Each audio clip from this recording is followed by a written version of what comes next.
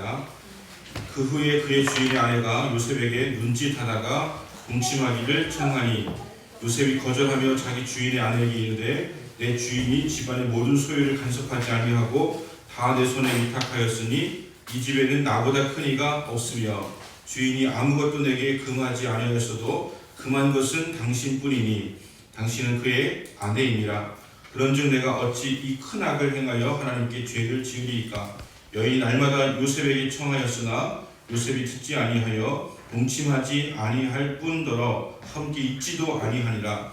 그러할 때에 요셉이 그의 일을 하러 그의 집에 들어갔더니 그 집사람들은 하나도 거기 없었더라. 그 여인이 그의 옷을 잡고 이르되 나와 동침하자. 그러나 요셉이 자기 옷을 그 여인의 손에 버려주고 밖으로 나가매 그 여인이 요셉이 그의 옷을 자기 손에 버려두고 도망하여 나감을 보고 그 여인의 집사람들을 불러서 그들에게 이르되 보라, 주인이 히브리 사람을 우리에게 데려다가 우리를 희롱하게 하는도다.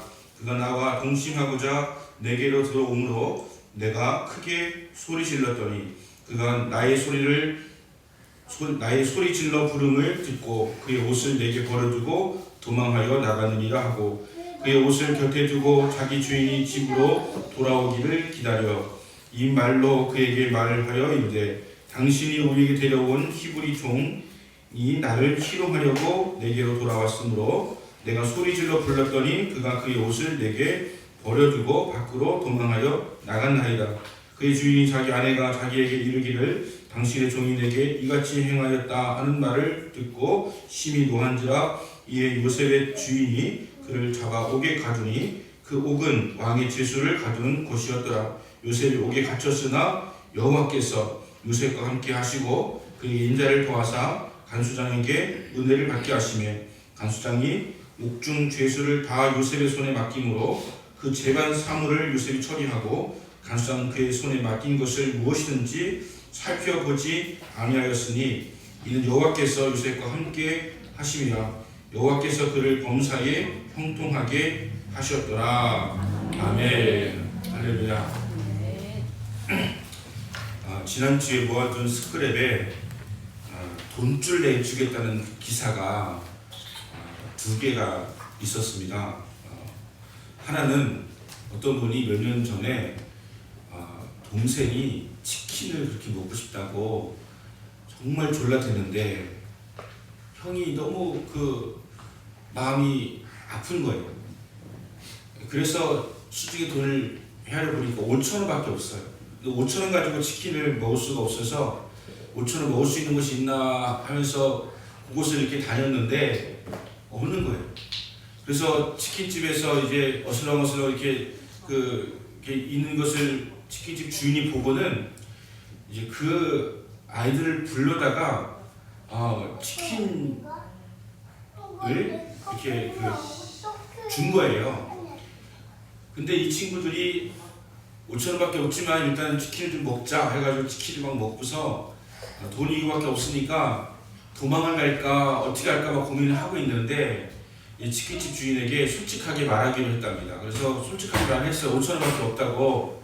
그래서 이 치킨집 주인이 괜찮다고 한 5,000원 받고 치킨을 주었을 뿐만이 아니라 다음에 언제든지 와서 치킨을 먹으라 이렇게 얘기한 거예요. 그래서 이 친구들이 그 이후로 몇 번을 가서 치킨을 먹었대요.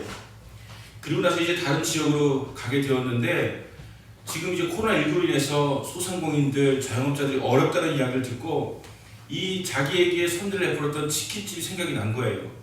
그래서 본사에다가 손편지를 쓴 거예요. 내가 이렇게 저렇게 해서 이런 도움을 받았는데 지금 이 시기에 그 어려움을 겪고 계시는 분을 생각하니까 너무 안타까워서 편지를 씁니다 라고 하는 것을 올렸고 이것이 이제 기사화가 되면서 많은 국민들이 이런 치킨집은 돈줄을 내줘야 된다 해가지고 주문을 얼마나 많이 하는지 이 치킨집이 잠깐 문을 닫았답니다. 너무 많이 들어가지고 그 정도로 돈줄을 내준다. 그러니까 돈줄을 내준다고 하는 것은 돈으로 혼줄을 내준다고 하는 뜻인데 돈으로 혼줄을 내준다고 하여튼 엄청나게 많은 사람들이 그 주문을 하고 있다고 하는 것입니다. 근데 이 사람은 자기는 정말 그냥 아무것도 아닌 것을 한 것뿐인데 이런 걸로 인터뷰도 할 수 없고 이런 것으로 돈을 벌 수가 없다 해가지고 인터뷰도 안 하고요, 이름도 안 내고요, 아무것도 하지 않고 있다고 하는 거예요. 두 번째 또 하나는 며칠 전에 있었던 것인데 어떤 그 여자 그 청년이 마트에 들어와서 번개탄 2개하고 뭐 그 소주하고 이렇게 사가지고 가는 거예요. 이 번개탄 2개하고 소주는 공식이잖아요. 차 안에서 피워놓고 소주 마시고 잠들어서 죽으려고 하는 그런 거잖아요. 그래서 이걸 팔아놓고서는 이 주인이 그 막 한참 뭐 들어갔나 뭐 살펴보더라고요. 그리고 경찰한테 전화를 해가지고 지금 우리 집에서 번개탄하고 이렇게 사가지고 갔는데 아무래도 죽으려고 하는 것 같다. 그리고 보니까 이쪽으로 갔으니까 좀 가서 찾아봐라 이렇게 한 거예요. 그래서 경찰에 가가지고 자살을 막았어요. 그래서 이 소식이 이제 전해지고 나니까 또 이런 집은 돈줄 내줘야 된다고 그냥 막 사방에서 와가지고 이 마트에 있는 물건을 싹쓸이 해가지고 하고 있다가는 그런 이야기를 들으면서 야, 돈줄 낼만하다 그런 생각이 들었어요. 여러분 돈줄 내고 싶으세요? 돈벼락 맞고 싶으세요? 둘 중에 하나 할 때 돈벼락에서 돈줄 한번 하고 싶은 생각이 드시죠? 돈벼락은 그냥 우연히 기대할 수 있는 것이지만 돈줄은 뭔가 좀 자랑이 있어야지 주어지는 것이 아닌가라는 생각이 들었습니다. 그런데 돈줄이 아니라 정말 혼줄 나야 될 사람들도 있는 것을 보는 거죠. 예를 들어서 LH 공사에 다니시는 분들은 남들보다 빠르게 정보를 취득해가지고 이제 뉴스가 발표되기 전에 땅을 구입하면 뉴스가 발표되고 난 다음에 땅이 오르니까 그래서 큰 차익을 벌을 수 있기 때문에 이제 그 정보를 이용해서 땅을 구입을 한 거죠. 그리고 정말 많이 정보가 나온 다음부터 올라가지고 수십억 원의 차익을 거두었다는 거예요. 그것도 한 명도 아니고 많은 사람들이 거두었다는 것입니다.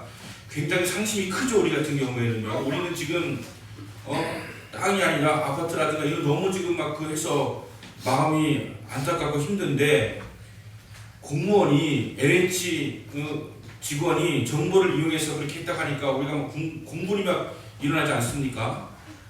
그래서 어제 제가 친구들하고 이렇게 산행을 하면서 물어봤어요. 만약에 너희들이 LH 직원이라면 그 유혹에 대해서 어떻게 할 것 같느냐라고 물어봤더니 솔직히 자기도 살 것 같대요. 당연히 사면 돈 벌 것 같은 그런 그 정보가 있는데 어떻게 안 사겠느냐라고 하는 이야기를 하더라고요. 여러분 스스로는 어떠세요? 난 절대 안 산다? 아니면 난 그거 살 돈도 없다? 뭐 여러 가지 이야기가 있겠지만 우리에게 수많은 유혹들이 있는 것은 사실이라고 하는 것이죠. 직무를 이용해서 돈 벌 수 있는 기회, 직무를 이용해서 또 높이 올라갈 수 있는 기회, 또 우리의 삶에서 세상적인 유혹이 얼마나 많이 있는지 모릅니다. 저는 지금 세상을 진단하기를 세상의 유혹은 많아졌고 유혹을 견딜 수 있는 믿음은 약해졌기 때문에 굉장히 어려운 시대를 살아가고 있다고 저는 진단을 하고 싶습니다. 유혹이라고 하는 것은 태초부터 있었던 것입니다. 아담과 하와가 있을 때 뱀으로 가장한 사탄이 하와를 유혹을 합니다.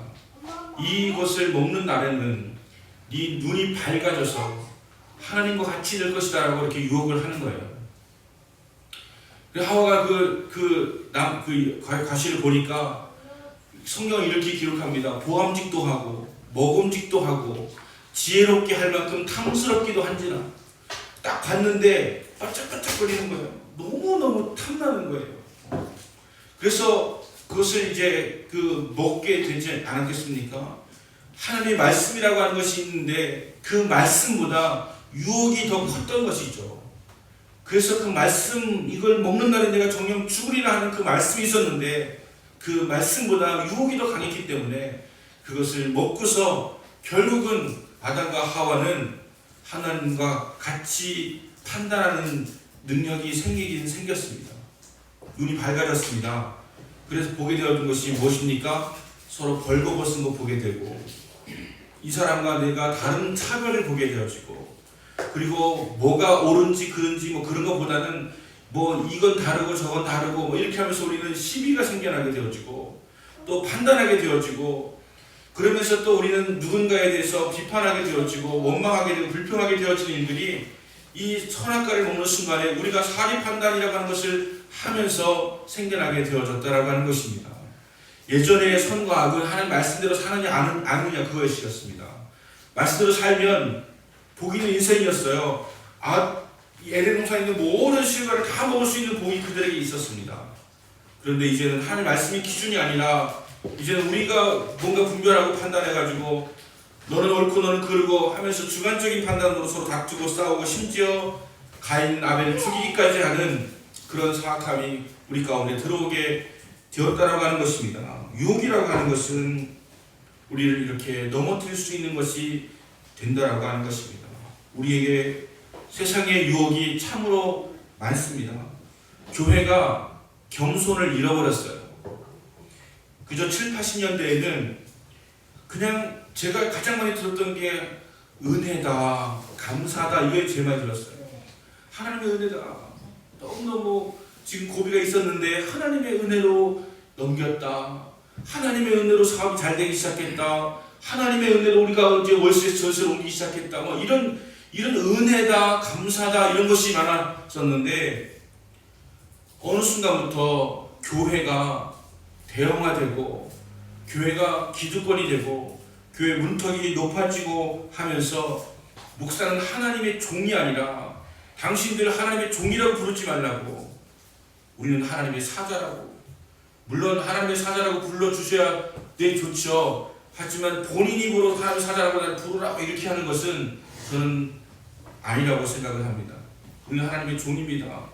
여러분들 하나님의 사자라고 여기셔야 될지 모르지만 목사님이 자신은 하나님의 사자다 하면서 어느 순간부터 하나님을 주목하기보다는 목사를 주목하게 만드는 그런 것이 이루어지면서 어느샌가 교회가 기득권화가 되고 권력을 가지고 있어가지고 정치인들의 40%가 예수 믿게 되어지고 교회 앞에 앉아가지고 여기 총리도 앉아있고 국회의원도 앉아있고 장관도 앉아있고 SK놓고 사장도 앉아있고 막 이런 가운데서 목사가 하면서 마치 사자 앞에 있는 토끼가 사자를 보고 환호하는 사람들을 보면서 마치 자기한테도 착각하는 것처럼 목사가 하나님께 받아서 영광을 갖다가 취하고 권력화하고 권력 가지고 있으니까 부르고 싶고 휘두르고 싶고 어느 틈엔가 교회에 이권이 생겨나기 시작하고 서로 다투고 싸우고 갈라지고 분열되어지고 재판으로 가고 그러면서 PD수첩 그것이 알고 싶다 이런 프로그램들은 계속해서 교회의 비리와 부정을 갖다가 방영하기 시작하면서 교회들 이미지는 세상에서 정말 땅바닥으로 곤두박질을 칠 정도로 떨어져 있는 그런 상황이 되었습니다. 그런 가운데서 교회는 전도도 되지 않고 뭔가 기득권의 상징이 되어져 버렸고 또 뭔가 정치적으로 어느 편에 쓴 것처럼 보이는 교회가 되어져 버렸고 왜 교회가 정치적인 곳에 한쪽에 있는 것처럼 보여져야 됩니까? 교회는 정치보다 위에 있는 것이고 이념보다 위에 있는 것인데 어느 순간에 교회는 이런 것이야 라고 하는 것이 생겨나게 되었고 뭔가 권력을 대변하는 그런 소리를 내는 것처럼 보게 되었고 많은 사람들 앞에서 교회의 장로가 되려면 1억을 내야 되고 거기 장로가 되면 권력이 있는 것이고 라고 하는 그런 것들도 보여지게 되어지면서 교회는 세상 사람들로부터 신뢰를 잃었습니다. 그러면 우리는 계속 타협합니다. 세상에 신뢰 얻는 게 뭐가 중요하냐 하나님께서만 인정하시면 되지 착각하고 있는 것이죠. 하나님도 인정하지 않고 있습니다. 우리는 착각하지 말아야 됩니다. 우리나라는 기독교 국가가 아니에요. 우리나라는 80%가 예수 믿지 않는 사람들의 나라예요. 우리가 전도회를 살아갈 때 80%가 남아있고 우리는 여전히 70, 80년대처럼 겸손하게 하나님의 사역을 감당하면서 그들에게 나아가야 되는데 어느 순간에 교회가 높아졌어요. 교회가 자랑을 하기 시작합니다. 교회가 권력화되고 교회가 사유화되고 이렇게 되는 가운데서 세상의 신뢰를 잃어버리고 무슨 문제가 터지면 교회는 이제는 교회가 그럴 수가 있어 이것이 아니라 교회가 그럴 줄 알았다 이렇게 나오는 반응이 우리에게 벌어지고 있다고 하는 것입니다. 교회가 돈과 성과 권력에 대해서 명예에 대한 유혹을 떨치지 못했기 때문에 이루어지는 것이다라고 하는 것을 우리는 기억해야 됩니다. 여러분 다시 겸손해져야 됩니다. 우리는 하나님의 종이요 하나님의 머슴이요 막 일꾼이요 정말 우리가 전도할 대상은 정말 하나님께서 너무 귀하게 여기시는 부야의 피들이고 우리는 그들을 섬겨야 하며 그들을 정말 사랑해야 되고 그들을 높여줘야 되고 어떻게든 그를 얻기 위해서 우리는 그들의 종이 되는 것까지도 각오하는 그런 마음을 가져야지만 다시 한국교회는 일어날 수가 있고 부흥할 수가 있다라고 하는 것이죠. 다시 우리는 겸손하고 온유하고 하나님의 종의 자세를 가지고 낮춘 모습으로 나아갈 수가 있어야 된다고 하는 것입니다. 누구든지 교회 올 수 있고 누구든지 하나님 아버지 앞에서 정말 당당하게 예배할 수 있는 그런 모습들이 주어져야 되는 것이죠. 교회에 장애인들이 오지 못합니다. 교회에 너무 가난하게 오지 못합니다. 교회에 너무 삶이 허덕이는 사람들 오지 못합니다. 문제가 있는 사람들 교회 오지 못해요. 기존 교회에 다니시는 분들이 그들에 대하여서 환영하지 않고 너희들 같은 이들이 어떻게 교회를 올 수 있느냐라고 하는 그런 태도를 가진다면 교회는 더 이상 하나님의 택함을 받을 수 있는 교회가 될 수가 없을 것입니다. 우리는 다시 겸손해져야 되고 우리는 세상의 유혹에 대해서 견뎌낼 수 있는 혹은 이겨낼 수 있는 혹은 피할 수 있는 그런 자세가 필요하다고 하는 것을 기억해야 되는 것입니다. 세상의 유혹이 지금 너무나 많아요. 성의 유혹 여전히 있습니다. 물질의 유혹 여전히 있습니다. 성공에 대한 유혹 여전히 있습니다. 주님을 부인해서라도 주님을 벌어서라도 그것을 얻고자 하는 그런 유혹이 우리에게 많이 있다라고 하는 것이에요. 전에는 유혹을 견딜 힘이 있었는데 지금은 유혹을 견뎌낼 믿음이 없고 힘이 없어요. 그래서 자꾸 여기서 떨어져 나갑니다. 약해져 가고 나중에는 떨어져 나가기까지 하는 그런 모습이 벌어지고 있는 거예요. 부흥은 고사하고 전도는 고사하고 내 한 사람 신앙 지키는 것도 어려운 그런 시대를 살아가고 있는 것입니다. 오늘 요셉은 우리에게 많은 것을 가르쳐주고 이야기해주고 있습니다. 한 사람이 갖고 있는 꿈이라고 하는 것은 생명과도 같은 것입니다. 우리는 물질이라고 하는 것을 앞세워서 꿈이 사라져버린 그런 자들이 되었습니다. 성경은 내 백성이 꿈이 없으므로 망한다라고 말씀하셨습니다. 그만큼 꿈은 한 사람을 진정으로 살아 꿈틀거리는 역동성을 가지게 한다라고 하는 것이죠. 그 꿈이 인생의 방향을 결정하는 것입니다. 꿈꾸는 사람에게는 꿈의 크기가 중요합니다.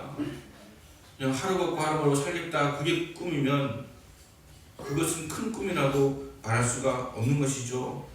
그리고 어떠한 고난도 감당해낼 수가 없는 것이죠. 꿈이 크면 고난도 더 잘 감당해냅니다. 왜냐하면 꿈을 이루기 위해서 치르는 대가가 고난이기 때문에 꿈이 크면 클수록 고난의 크기도 우리가 잘 감당해낼 수가 있는 것이죠. 하지만 지금은 우리가 꿈이 없으므로 작은 고난에도 우리는 상처받고 넘어지고 그래서 포기해버리는 일들이 비일비재하게 이루어지고 있는 것입니다. 제가 전에 한번 설교할 때 마귀의 전략 중에 한 가지가 있는데 이거나 먹고 떨어져라 라고 말씀드렸습니다.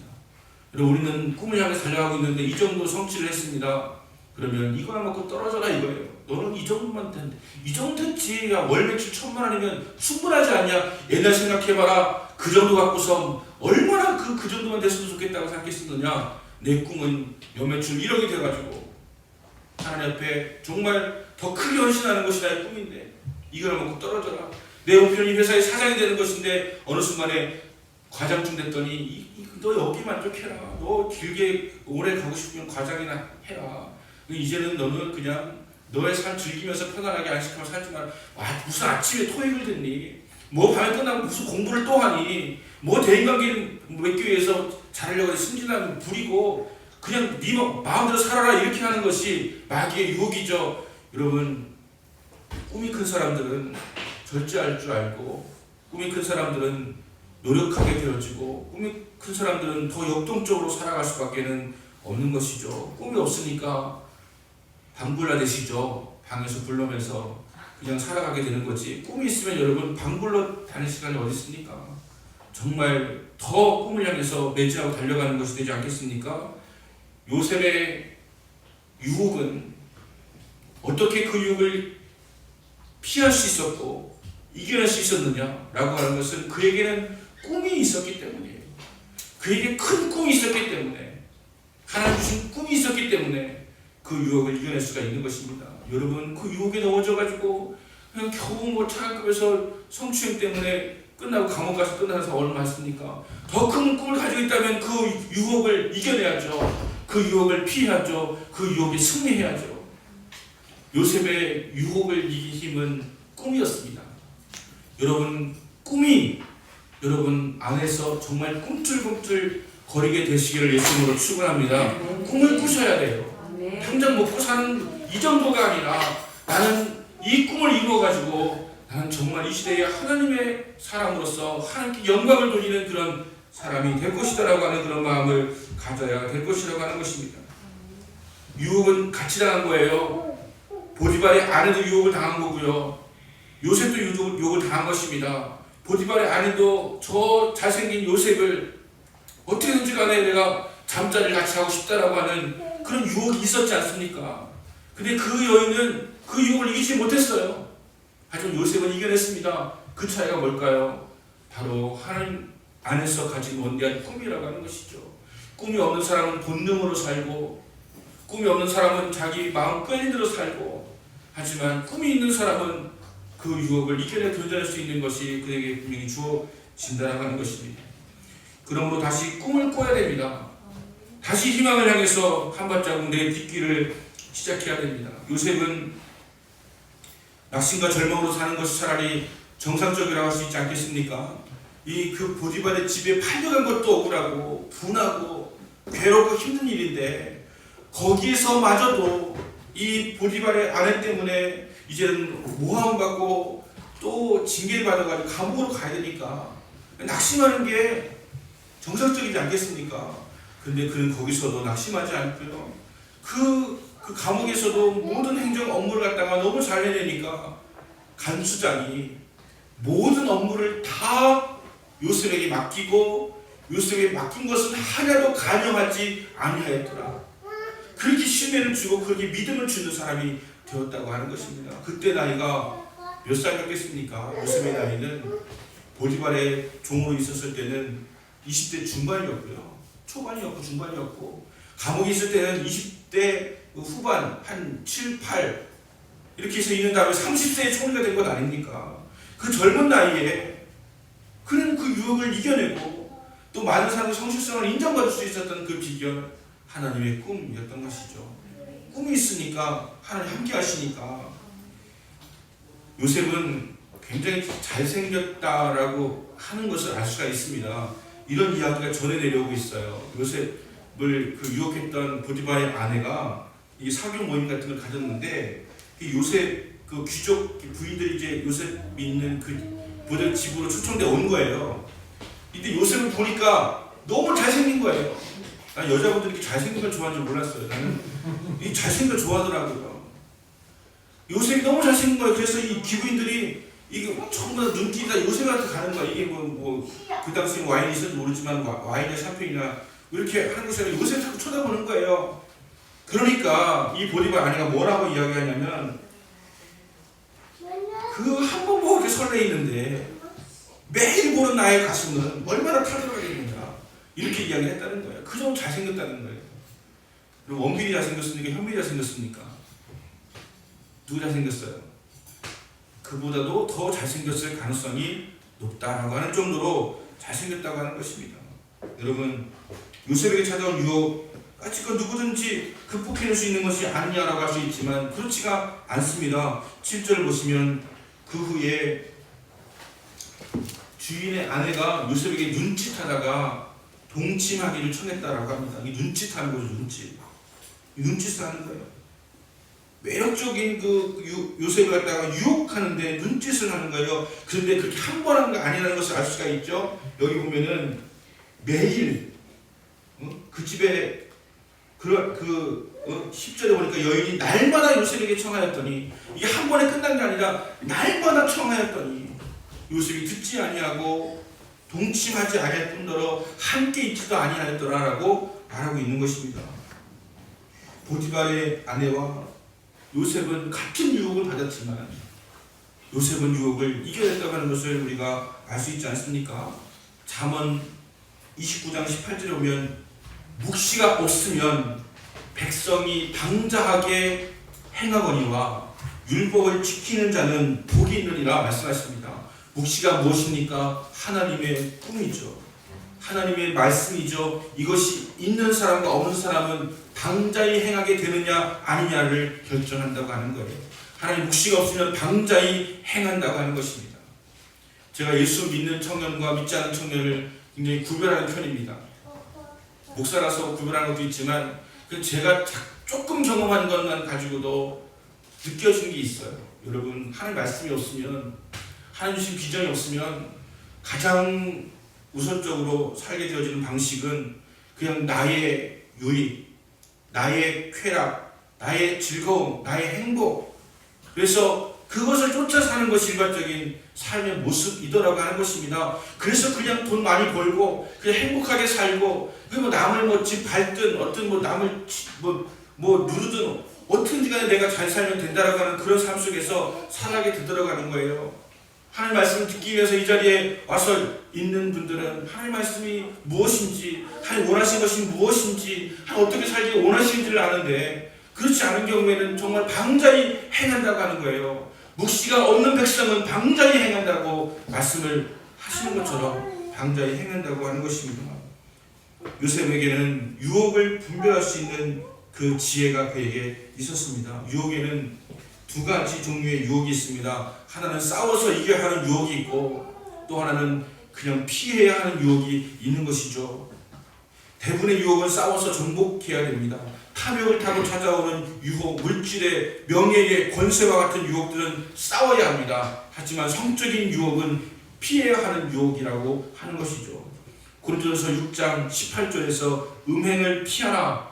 사람이 범하는 죄마다 몸 밖에 있거니와 음행하는 자는 자기 몸에서 죄를 짓느니라 말씀하시면서, 이 음행은, 성적인 유혹은 피해야 한다고 하는 것을 성경에서 말하고 있는 것입니다. 요셉은 여인의 유혹 앞에서 보지도 않았고 듣지도 않았습니다. 함께 하지도 않았다고 말하고 있습니다. 그러므로 우리가 유혹 앞에서 가져야 될 태도는 첫 번째, 유혹의 생각을 피하라고 하는 것입니다. 마태복음 5장 27절 28절에서 또 가늠하지 말라 하였다고 하는 것을 너희가 들었으나 나는 너희에게 이르노니 여자를 보고 음욕을 품는 자마다 이미 가늠하였느니라. 이 생각부터가 중요하다고 하는 것을 말씀하고 있는 것이죠. 여러분, 생각이 가장 먼저 하는 것이죠. 생각을 하고 나면 그 이후에 우리는 누구를 이제 비난하기도 하고 욕하기도 하고 범죄하기도 하고 거짓말하기도 하고 잘못된 짓을 생각하기도 하고, 생각부터 시작되기 때문에 생각부터 품지 말라고 우리에게 말씀을 하고 있는 거고, 두 번째는 유혹의 장소를 피하라고 하는 것입니다. 여러분, 유혹은 피해야 되는 것입니다. 그 장소를 피해야 합니다. 12절에서 그 여인이 그 옷을 잡고 가로되 나와 동침하자 요셉이 자기 옷을 그 손에 버리고 도망하여 나가니, 거기를 피하는 것입니다. 그 자리에 있지 않는 것입니다. 그 이유는 함께 있는 자리를 갖지를 않으려고 했다라고 하는 것입니다. 김남주 목사님의 책에 목회자 아내가 살아야 교회가 산다는 그런 책이 있는데, 목회를 잘하고 계신 분이 있었는데 자기 집 앞에 있는 쓰레기 더미를 치워야 되겠다고 생각이 들어가지고 쓰레기 더미를 이렇게 치우는데, 거기에 보니까 이 포르노 책이 한번 떨어져 있다는 거예요. 그래서 이 목사님이 들쳐 이렇게 보았는데, 순식간에 그 포르노에 대한 그 이미지가 너무 강하게 박혀가지고 그 생각이 떠나지 않더라는 거예요. 성경을 봐도 보이고 기도를 가만히 보이고, 이게 너무 강력하게 들어오니까. 그래서 이분이 얼마 지나지 않아서 포로 잡지를 이제는 보기 시작합니다. 포로 영상을 보기 시작합니다. 그 다음에 안마실소를 찾아갔는데, 그 안마실소에 처음에 망설이고 이 양반하고 있다가 가서 받았는데, 그때부터는 들락거리면서 성적 쾌락을 탐닉하게 되었다고 하는 것이죠. 그는 결국 목회를 할 수가 없게 되었고 그 영혼은 죽게 되었다고 하는 것입니다. 작은 유혹의 씨앗이 그를 죄악의 늪에 빠지게 만들었다고 하는 것입니다. 호기심이라도 하지 않는 것이 좋습니다. 호기심이라도. 호기심에 담배 피워보는 것도 하지 않는 것 좋습니다. 호기심에 술을 마셔보는 것도 하지 않는 것이 좋습니다. 그것은 힘이 있어서, 그 유혹과 죄라고 하는 것은 힘이 있어서 우리를 구렁텅이로 끌고 가기 때문입니다. 우리는 경험할 필요가 없는 것을 경험할 필요가 없다고 하는 것을 우리는 알아야 됩니다. 왜냐하면 그것에서 헤어나오는 경우가 많지가 않기 때문이에요. 그 유혹은 힘이 있습니다. 우리가 그것을 이겨내지를 못할 때가 많이 따라가는 것이에요. 여인은 자신의 계획이 무산되니까 분노하고 복수의 칼을 내밀면서 자기 저지른 모든 죄를 요셉에게 뒤집어 씌웁니다. 지난번에 한 말씀 드렸다시피 보디발은 아내보다 요셉을 더 신뢰하고 있었어요. 그래서 아내 앞에서는 분노하였지만 사실은 그 분노는 요셉에 대한 것이 아니고 아내에 대한 것이었죠. 만약에 아내에 대한 분노가 아니었다고 한다면 한낱 머슴에 불과한 종이에 불과한 자를 정치인 수용소에 보낼 리가 없죠. 여러분, 중국의 정치인 수용소를 한번 검색해 찾아보세요. 호텔입니다, 여러분. 엄청나게 좋아요. 우리나라도 좀 괜찮을 거예요. 다를 거예요. 그 당시에 정치인 수용소는 그렇게 험악한 것이 아니었고 거기에 많은 위대하고 훌륭한 사람들도 많이 있는 곳이었기 때문에 보디발이 그를 정치인 수용소로 보냈다고 하는 것은 요셉에 대한 신뢰가 있었다고 하는 것이에요. 아니, 죽여버려야죠. 자기 아내를 범하려고 했다면 죽여버려야죠. 19절 20절에 이제 그 말씀하는 것은 보디발이 그를 감옥에 가두었다고 하는 것인데, 이 정도가 되면 요셉이 낭망할 법도 한데 요셉은 오히려 더 성실하게 그가 감옥의 간수로서의 역할을 감당해왔다라고 하는 것을 말씀해 주고 있는 것입니다. 자, 이것의 근거가 무엇이라고 말씀드렸습니까? 어떻게 요셉은 절망하지 않고 낙심하지 않고 다시 성실하게 많은 사람들 앞에서 설 수 있었을까요? 하나님의 꿈입니다. 하나님의 꿈을 가졌기 때문에 인간적으로 그냥 잘 살고 본능, 여러분, 우리의 본능은 그냥 행복한 거예요. 우리의 본능은 잘 사는 거예요. 근데 하나님의 꿈은 그냥 행복하고 잘 사는 것, 그것보다 더 위에 있습니다. 하나님 우리가 거룩하게 살기 원하십니다. 그리고 세상에 영향력 있는 사람이 되기 원하십니다. 그리고 그것을 감당할 수 있는 능력을 우리에게 주시는 거예요. 우리에게 표가 뭡니까? 마태복음 6장 10절에 뜻이 하늘에서 이루어진 것 같이 땅에서도 이루어지이다. 하나님의 뜻이 먼저 이루어지고 땅에서 이루어지는 것인데 우리는 자꾸 땅에서 이루는 걸 먼저 목적으로 삼으니까 천상 하나님의 뜻이 이루어지지 못하고 그러면서 내 것도 이루어지지 않는 삶을 살면서 왜 나는 이 모양이냐고 원망하면서 살아가고 있지 않습니까? 여러분, 하나님의 뜻이 이루어져야 됩니다. 여러분, 교회 하나님께 주신 공동체예요. 교회 하나님의 일을 감당하라고 주신 소중한 공동체입니다. 하나님이 교회를 통해서 일하기를 원하시고요. 그래서 여러분들이 정말 이곳에서 우리가 마음을 함께하여서 기도하고 또 여러분들이 드린 예물을 통해서 하나님 일을 감당해내고 이렇게 하는 것들이 하나님께서 우리에게 주시는 뜻을 이루어질 가정이라고 하는 것입니다. 물론 또 한 가지 중요한 것은 전 여러분 한 사람 한 사람이 교회라고 하는 말씀 드렸지 않습니까? 여러분이 한 사람 한 사람이 하나님의 뜻을 이루어드리고 하나님 뜻대로 살아가드리고 능력 있는 삶을 살고 영역 있는 삶을 살아간다면 여러분 큰나무 교회로서의 그런 하나님 뜻을 이루는 삶을 살아가는 것이고 우리 큰나무 교회의 목적도 저도 역시 동일하게 여러분이 하나님 뜻대로 잘 살게 되어지는 것이 저의 삶 목적이라고 저의 목회 목적이라고 생각을 하고 있습니다. 저는 제가 잘 돼야 된다고 생각해요. 저는 제가 더 높이 올라가야 된다고 생각합니다. 저는 제가 더 많은 영향을 끼치는 사람이 된다고 생각합니다. 그 이유는 하나님의 일을 더 쉽고 더 능력이 감당할 수 있기 위해서이고 또 한 가지는 여러분들에게 성도들에게 더 유익을 줄 수 있는 목사가 될 수 있기 때문입니다. 겸손과 온유를 잃어버리지 아니하고 더 영향력 있는 사람이 되어지는 것, 제가 누군가가 문제가 있다고 한다면 성도의 문제를 해결해 줄 수 있는 그런 목사가 되었으면 좋겠다고 하는 것이죠. 그래서 정말 우리 교회가 영향력이 있어가지고 우리 성도들의 삶에 그냥 영적인 것만뿐만이 아니라 그 삶의 그 모든 저변에까지도 도움을 줄 수 있는 그런 목사가 되고 싶다. 내가 무슨 아이디어가 있다면 제가 화천의 그 목사님에게서 너무 많은 감동을 받았거든요. 그분이 얘기했던 큰 나무가 되면 뭐 화천에 있든 시골에 있든지 간에 다 온다라고 하는 그런 이야기에 감동도 받았지만 그분은 거기에 있는 꽃을 갖다가 모아가지고 그 꽃에서 향수를 만들어내는 것을 이렇게 연구해가지고 거기 있는 그 마을 사람들 몇십 명을 모아가지고 아르바이트를 시켜요. 그것을 만들어서 유채꽃 그 향기를 팔고 막 이렇게 하면서 수익을 얻게 해주는데 동네 사람들도 잘 살게 해주시는 그런 모습. 그러면서 신앙에 또 정말 너무나 귀한 그런 모습. 야, 나도 저렇게 살고 싶다.